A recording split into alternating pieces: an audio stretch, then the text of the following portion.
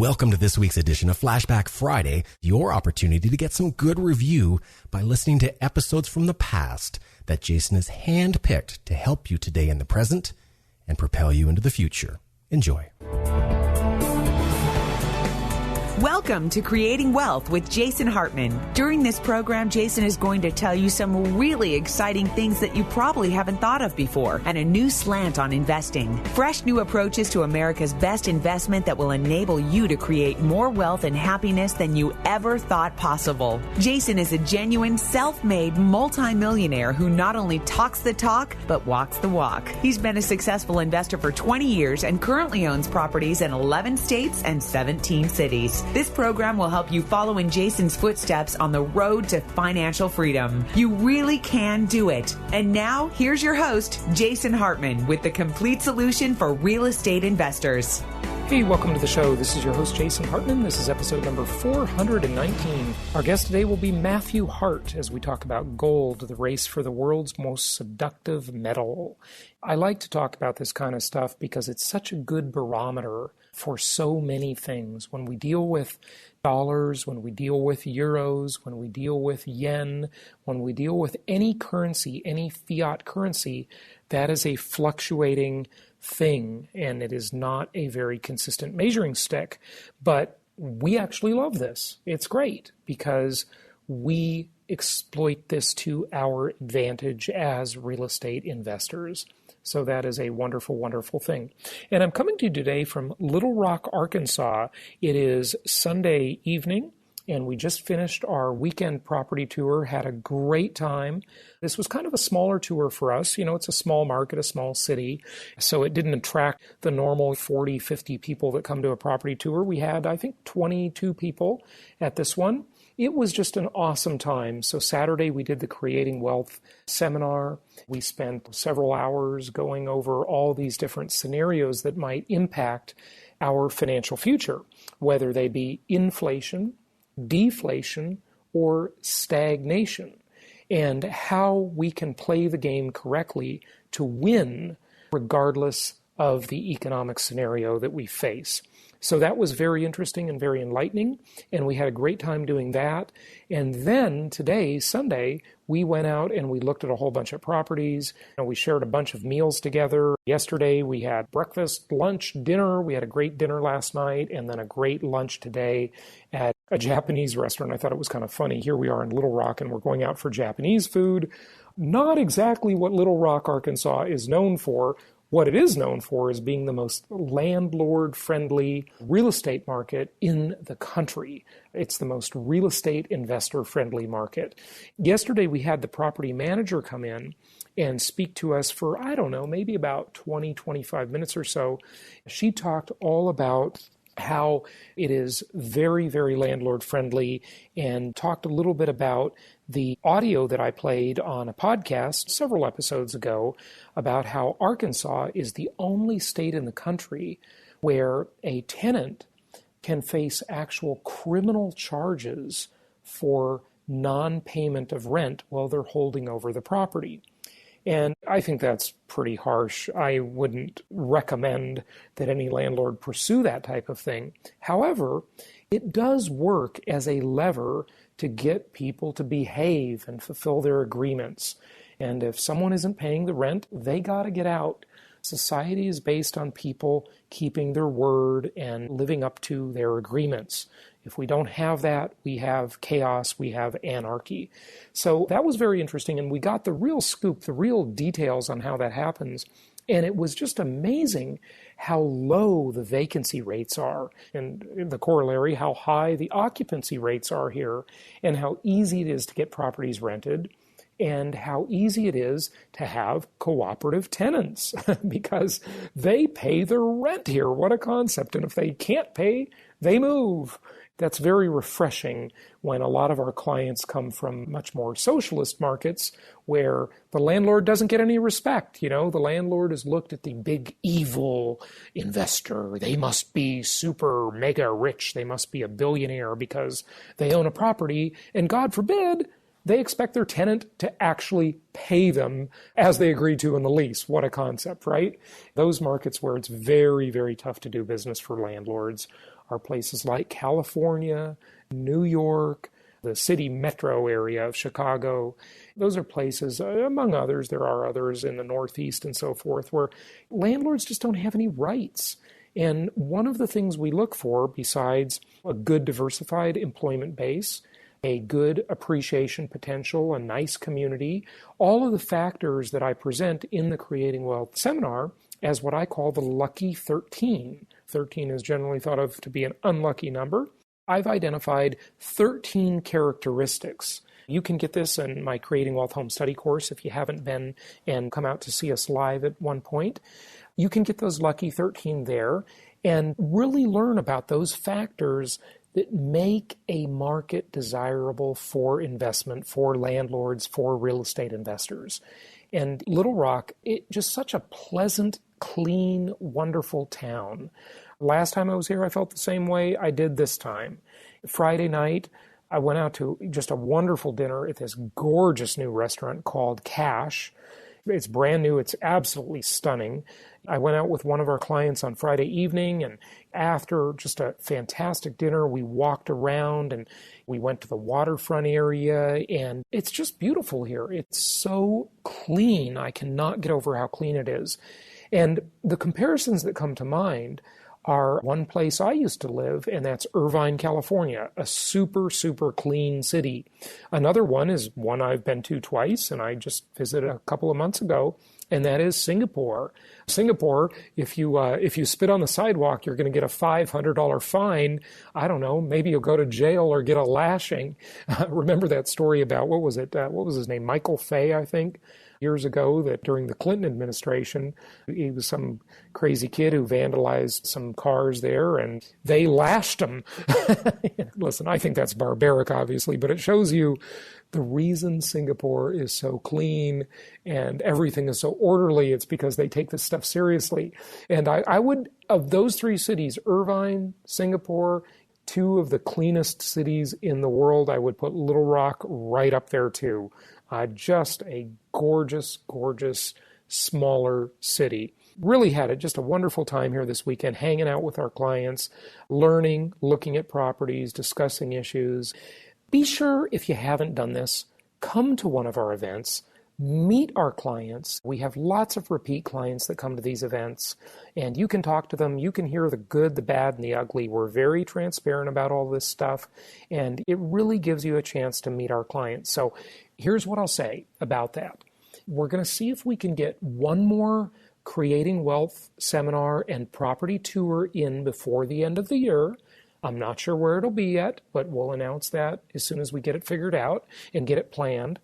And then, of course, in January, as usual, we'll have our Meet the Masters event, our annual event, where providers and experts on a variety of topics fly in from all over the country, and that's a 2-day event, lots of speakers, and that's the one where I'm not speaking the whole time. The experts are. I'm sort of the MC, and I'm introducing people, and I'm doing 2 or maybe 3 sessions, 2 or 3 of the speeches during the Meet the Masters event. But mostly, it's other people. It's our experts and our providers. You'll get to meet the masters at that event, and we'll announce that soon, and that should be slated for January as usual.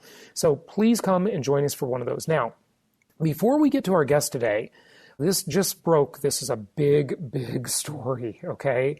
If you listen to NPR, as a couple of our clients do, I'm not a huge NPR fan. I do listen to it sometime. I find it a little bit slow and wonky for my taste and not kind of fast and hard-hitting enough.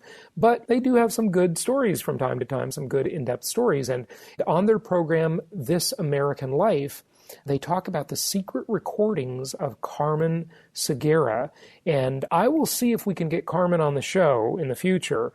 But this is really mind-blowing.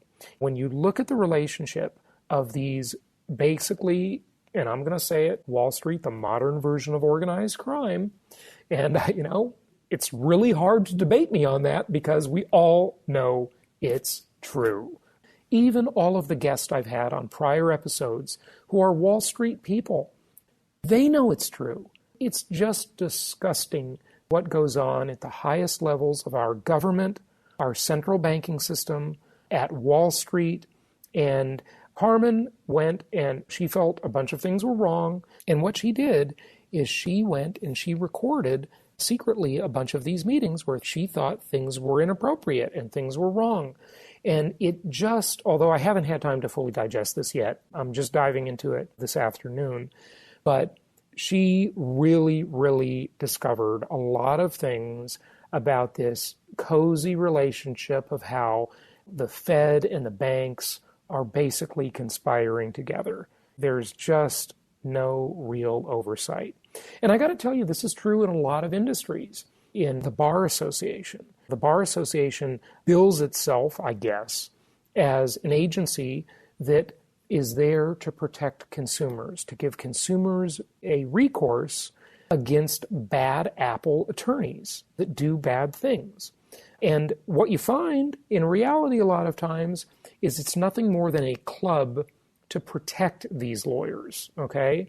You find arbitration, that I think is a complete scam, and we're going to talk about that more on upcoming episodes, and you're going to learn about why you want to avoid, potentially, these arbitration clauses in contracts and how you lose a lot of your rights.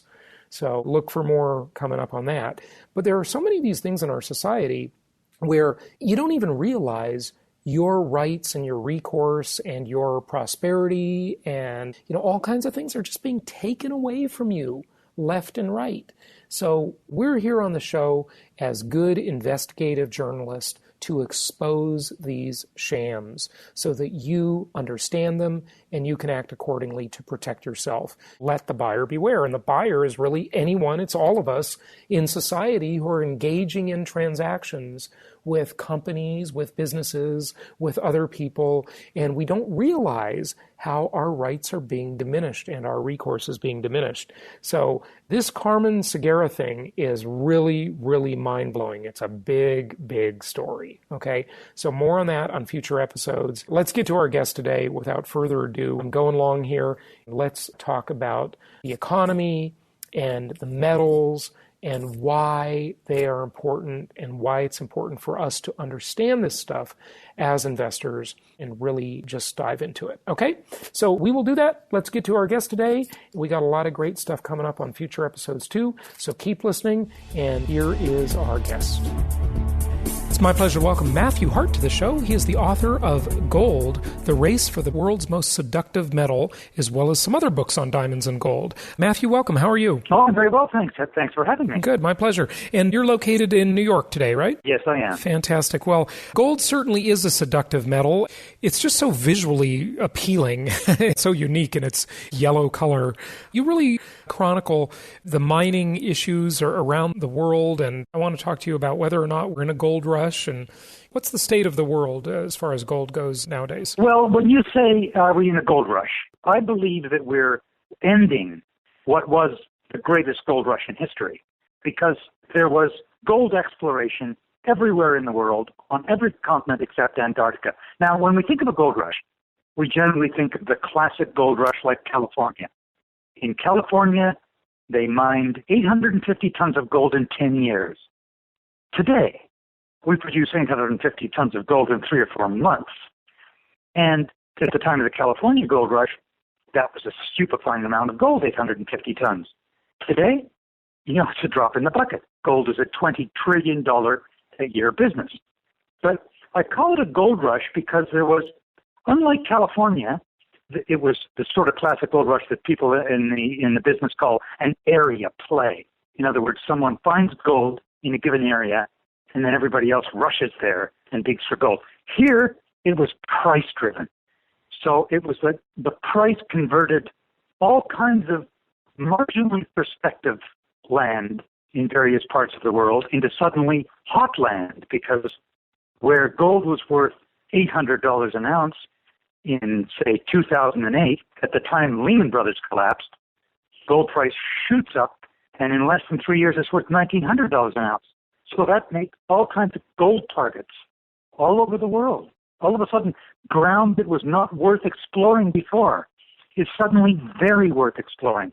And that's what created this phenomenal gold rush, where they were drilling everywhere. They were going back to old mines that had been closed and reopened. And the technology is so much better nowadays. You know, when you made the comparison to the amount of gold being mined today within 3 or 4 months versus 10 years during the California gold rush, it made me think of, I couldn't help but go to the oil and natural gas situation in my mind and think of fracking has made so much more of those commodities accessible to us, and I think ultimately will drive down the price. We might, for the first time, really become a major exporter of those products.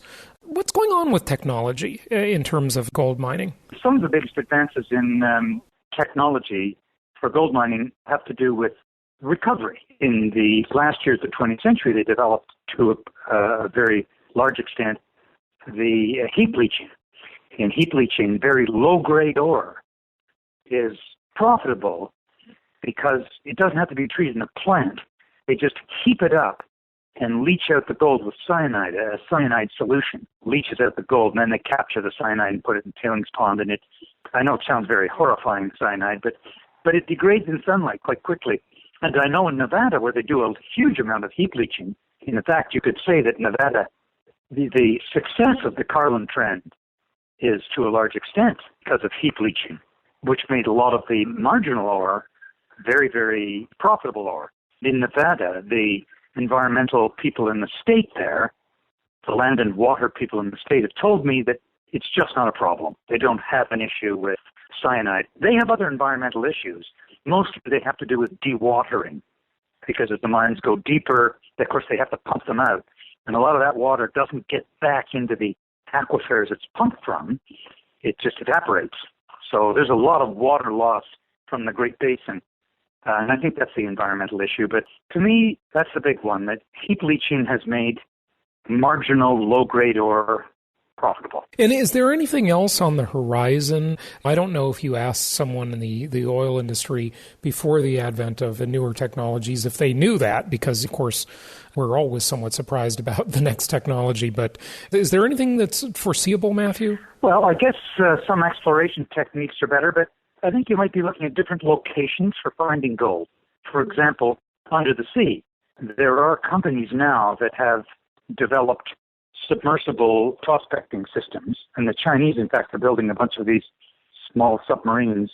And again, the Chinese have licensed a very large area, some ridges, I believe, in the Indian Ocean that they're going to explore. But there's a Canadian company called Nautilus they're located in Toronto, and they had targets somewhere near Papua New Guinea, I believe. They're under their sort of volcanic vents under the sea, and very rich in certain minerals. And they had a gold target there that was very, very rich. And in fact, I think they had a mining plan, but they've been unable to reach an agreement, the latest I read, with the local government. But anyway, there's gold under there. And the fact that the Chinese are interested means that if it can be got out, it will be got out, because they are now the world's biggest gold consumers, as well as the world's biggest gold-producing country. Do you have any concern, and I know you made the disclaimer before we started, Matthew, that you're not a gold bug per se, but obviously you're very interested in the topic, having written 2 books about it. Do you think any of these new exploration or mining technologies will put some downward pressure on the price of gold? No, I don't, because I don't think that's what would put pressure on the price of gold, because we're always consuming the supply. We're always eating up their reserve. So mines are always becoming potentially less rich with every day they mine. So you have to find new reserves all the time. I think the gold price is driven by human affairs. I mean, yes, I know there are technical analyses of the gold price and very qualified people who measure the amount of gold supply coming into the market's demands and all of that. But I think fundamentally, brush that aside and get down to the core driver of gold's value, because why should it be worth anything at all? It's this feeling that it's an absolutely indestructible asset, because we've always thought it as an asset. Man has always regarded gold as valuable, and I don't see that changing. What started the bull run in the first place, the big bull run in the price, was a general failure of confidence in other asset values, such as mortgages, equities, even currencies. So that by the time Lehman Brothers collapsed in 2008, and really kicked the afterburners on under the gold price, the gold price had already been rising for like 5 years. So I could see that happening again if you get into a situation like, well, just look recently what happened when the Dow plunged because all of a sudden investors were very nervous about the emerging economies, the economies of developing countries that seem to be rather uncertain right now. So what happened? Well, the equities all fell down. Gold went up, became $15. So I think gold is a measure of where we are in our feelings about how the world is going. If people are tranquil, then gold tends to steady down a bit. It's the fear investment, and it's also the lack of faith in currency investment. So no question about that. I agree with you. What do you think has been the effect of ETFs? There are many people out there saying, and I don't know if you have any of these slightly conspiratorial thoughts about it, but that the ETFs, this is kind of a Ponzi scheme because the gold isn't really there, the physical gold. I'm not a conspiracy theorist about it, but I don't think you have to be a conspiracy theorist to look at the ETF scene out of the corner of your eye. Mm-hmm. Because the ETFs bring a lot of volatility to the market, simply because they allow so much gold to be traded so quickly. For one thing, they allow people to buy in quickly and allow people to sell very quickly.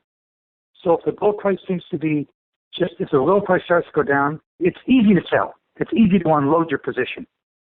Let's say you have a holding like the spider. Well, then at the end of the day, the ETFs have to rebalance. And by the way, the reported ETF selling brings down the price. And then at the end of the day, the ETFs have to rebalance by actually buying or selling the amount of bullion, selling in the case of sellers, to rebalance their share position. So it matches up with the bullion they have. So then they sell bullion, and that bullion just dumped into the market in one go, because that's what they have to do. So that tends to intensify the swing. It doesn't cause it, but it intensifies price movement. So price movement, I believe anyone in the gold market would agree, price movements are intensified by the ETFs. Now, whether they have the gold or not, does the spider have the gold? They say it's all in allocated accounts, meaning that their gold is held separate from any other gold. And you can go online, of course, and onto their website and navigate through and see what purports to be a picture of their gold. And then you can also look and see the bar numbers of it all. If you believe in a conspiracy, then you think that's all bunk. And have I actually looked at it? No. And has anybody gone in there and drilled the bars to make sure that they're solid gold? No. So, I understand people have misgivings. Probably rightfully so. Whenever Wall Street gets involved, it creates so many smoke and mirrors in any equation that everything becomes murky and engineered, and it seems like the simple, basic laws of economics, like supply and demand, they become very masked by these products, these financial innovations, as they call them. Talk to us a little bit, if you would, Matthew, about what you think makes gold so fascinating and so fickle. You alluded to that before. Well, fascinating. It's only quite recently, reasonably recently, that we had any idea the antiquity of our fascination with gold. And in 1972, a backhoe operator in the town of Varna on the Black Sea coast of Bulgaria unearthed a Neolithic tomb by accident. Now, he was just a backhoe operator, and he was digging a foundation actually for a little apartment building, when by accident, as I say, he unearthed this tomb, and they sent for the archaeologists. They opened it up, and inside was this treasure of beautiful little gold objects. Any of your listeners can just go online, type in Varna, V-A-R-N-A, necropolis, or Varna gold, and you'll get all kinds of images of what they found. I have a catalog from the little museum that they built there, the Varna Museum. It's got these beautiful little objects. Those objects, they dated them 6,000 years old. Neolithic men and women were treasuring these gold ornaments and making beautiful little ornaments 6,000 years ago. That's at the dawn of our civilization. That's before writing. It's before Egypt even gets going. The very dawn of our tradition of civilization. People cherished it. So you can go back to this question, why do we value it? Writer after writer has struggled with this, including great economists and thinkers. The best anybody can come up with is, we just seem always to have. It seems to be hardwired into the human brain. I mean, the Jastrom, the economist at Berkeley who wrote The Golden Constant, a book that studied the relative purchasing power of gold over centuries, said he thought it was a race memory. So somewhere back there, glitters this impression that gold made on our very distant ancestors in probably a brutish world when they just picked it up, this little lump of something that never corroded or rusted, was malleable, they could shape it into anything they wanted. So that hasn't gone away. I wonder if Bitcoin will stand the test of time like that, huh? Somehow, from my feeling, no. I don't have anything against Bitcoin. It's what it is. I don't have the interest in it. It just doesn't have this huge cultural range that gold does. These companies that are talking about sending probes to asteroids to mine them, this seems like the most far-fetched, incredibly expensive idea ever. But apparently, maybe it's not. A spacecraft that would go and mine metals from heavenly bodies and bring them back to Earth, that just blows my mind. I'm sure you've read about this. I mean, there's one company that's raising money, and I don't know if they're near an IPO stage or not, or if they've already done it, but it's amazing to me. I mean, I can't believe that would actually pencil out. Well, I have no idea. I've never seen the math on it, but things, I guess, tend to seem less absurd the further we get on in time. Certainly, if they do manage to figure out some way that they can retrieve this very heavy, well, I guess it wouldn't be heavy in space, would it? It would weigh nothing. But get it back into Earth without it all just sort of blowing up or something, or there's a lot of gold out there. That we do know.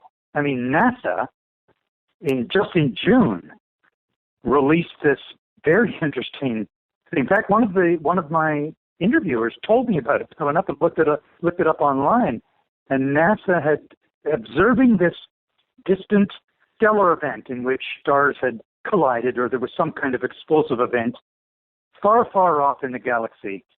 These very, very super heavy metals were created, and including gold. And they could measure this.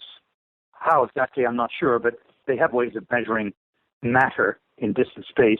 And the scientists said that it would be the equivalent of 50 Earth-sized planets of solid gold. What would that do to the gold price? Wow, that is amazing. Investors and speculators alike, they really have to consider this, don't they? This may not actually be that far off. There may just be a massive abundance of this. The thing that makes it valuable is its rarity. Maybe gold isn't the thing for the next 20 years. It might be the thing for the next 5 years. I think the space mining is probably a fairly long way out, but looking at other sources like undersea mining, that's not so far out. But on the other hand, other big deposits will run out. I mean, look at South Africa. South Africa, the Witwatersrand gold deposits. 40% of all the gold ever produced in the history of the world comes from that single deposit. And they're certainly running down. So these big gargantuan deposits come to an end. I don't know what the predictions are for the life of the Carlin trend. Certainly those mines are big million-ounce-a-year bruisers down there. But how long can they go? Eventually they'll mine the last ounce of gold. Well, I don't know if the last ounce of gold or the last barrel of oil will ever be mined, because it'll cost $2 trillion for the last piece. Well, there you are. It also becomes totally a function of price, doesn't it? I mean, whether we run out of gold or not depends on the price of gold. If gold turns out to be $10,000 an ounce, well, there's an awful lot of ground there that all of a sudden becomes a gold mine. Yeah, that's for sure. One more issue along those lines, along the supply lines, I'd like to ask you about is you wrote a book about diamonds. What is the title of that book? It's called Diamond, The History of a Cold-Blooded Love Affair. You profiled a new diamond discovery in Antarctica, isn't that correct? Yeah, in the Arctic, in the Canadian Arctic. Okay, the Arctic, wrong polar cap. Everybody has long criticized De Beers for monopolizing the diamond market and so forth, but one thing that's interesting is I was reading an article a few years ago about how they're making diamonds in the laboratory now, and they're real. I mean, they're not, fake. This is an actual diamond. It's just made in a laboratory.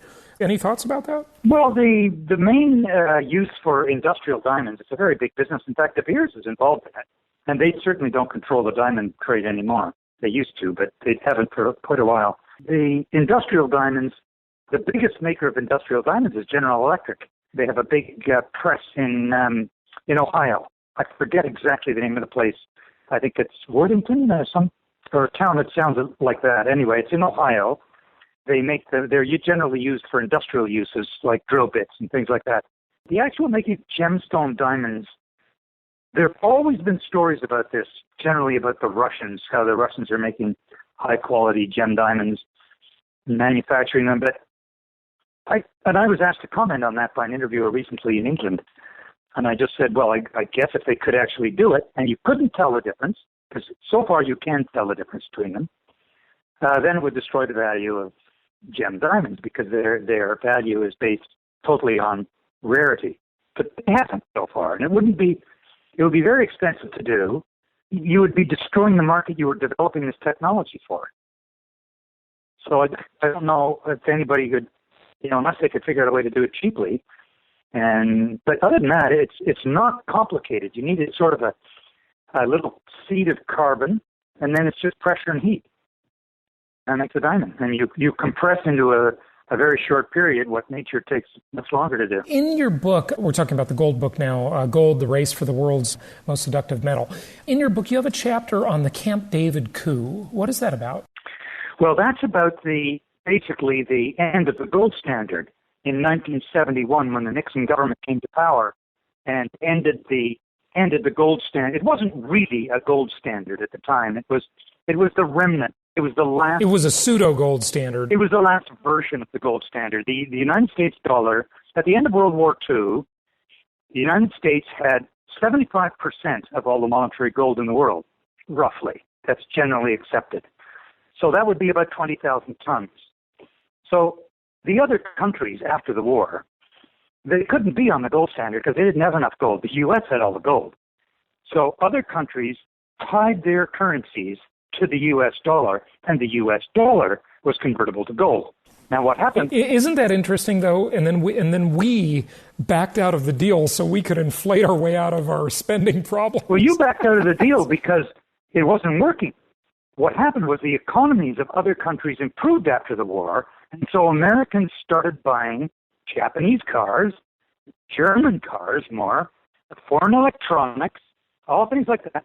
But they weren't buying the same kind of amount of American goods. So what happened was American dollars flow out of the country to buy these other goods. U.S. dollars pile up in these foreign countries, but they don't need the foreign dollars to buy U.S. products, so they just take them to the Treasury and cash them in for gold. By the time Nixon came to power, this outflow of gold had turned into a gusher. And from 20,000 tons of gold, the United States was down to 8,000 tons of gold. And Nixon put a stop to that, as we know, by simply canceling the whole deal and saying from now on, the paper is paper. That's all you get. Paper is paper, but we will still be the bully of the world and retain the world reserve currency status so we can control the value of that paper and the amount that we want to create out of thin air. That had to be the best deal the U.S. ever got in history. We'll see if we can hang on to it. It's bothering people all over the world quite substantially. Completely the best deal. Good. Well, give out your website if you would. Yes, it's Matthew Hart, MatthewHart.net. Matthew Hart. And that's got buttons for buying my book, and you can read a little about what I've done and my background, and it's got reviews and articles that I've written, and it's very comprehensive. Fantastic. Well, Matthew Hart, thank you so much for joining us today. Well, thanks for having me. I really enjoyed it a lot, Jason. I've never really thought of Jason as subversive, but I just found out that's what Wall Street considers him to be. Really? Now, how is that possible at all? Simple. Wall Street believes that real estate investors are dangerous to their schemes because the dirty truth about income property is that it actually works in real life. I know. I mean, how many people do you know, not including insiders, who created wealth with stocks, bonds, and mutual funds? Those options are for people who only want to pretend they're getting ahead. Stocks and other non-direct traded assets are a losing game for most people. The typical scenario is you make a little, you lose a little, and spin your wheels for decades. That's because the corporate crooks running the stock and bond investing game will always see to it that they win. This means, unless you're one of them, you will not win.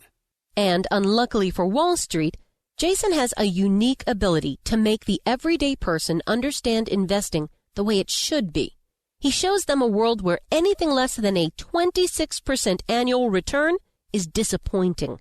Yep, and that's why Jason offers a one-book set on creating wealth that comes with 20 digital download audios.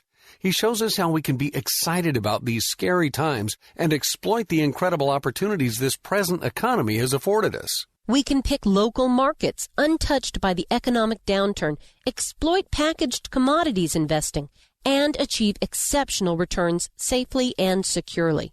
I like how he teaches you how to protect the equity in your home before it disappears and how to outsource your debt obligations to the government.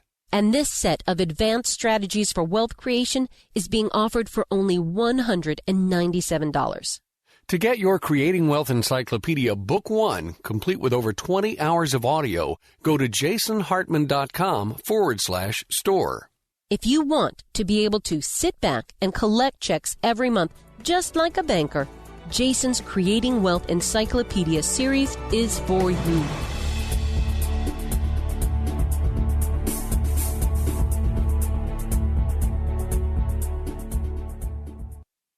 This show is produced by the Hartman Media Company, all rights reserved. For distribution or publication rights and media interviews, please visit www.hartmanmedia.com or email media@hartmanmedia.com. Nothing on this show should be considered specific personal or professional advice. Please consult an appropriate tax, legal, real estate, or business professional for individualized advice.